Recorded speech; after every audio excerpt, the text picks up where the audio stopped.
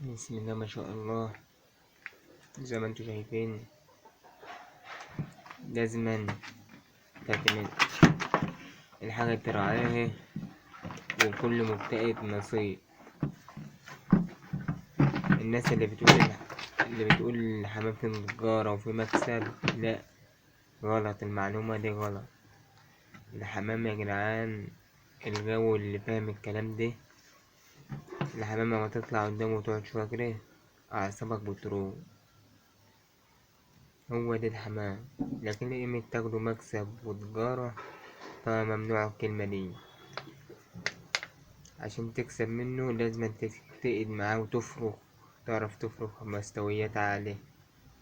مع الوقت ان شاء الله هتعرفوه. ومحدش بيتولد معلم، كل حاجة لسه مفيش حد كبير على الحال. اهو زي ما انتوا شايفين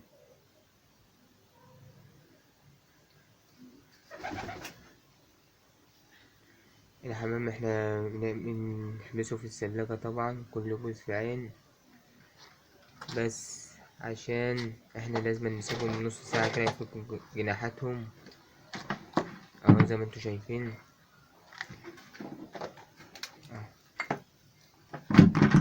زي ما انتوا شايفين، عود نفسك ما تسيبش حمام في الثلاجة نايم وكاشش، لا، خليك تابعه كده.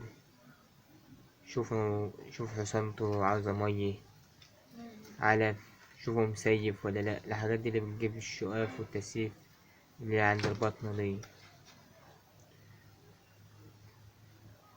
اشتركوا في القناة لو كنتش اشتركتم، ودعموا القناة وجزاكم الله خير.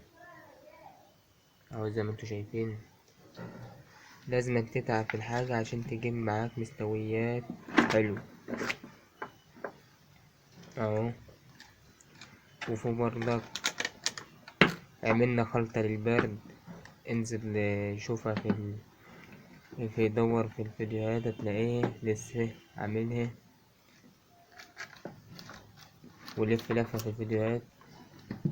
قناة عندي، لو عجبتك اشترك في القناة ودوس لايك. القناة يا جدعان لسه ما وصلتش ل100 اشتراك حتى، فانتوا ان شاء الله توصل بكم.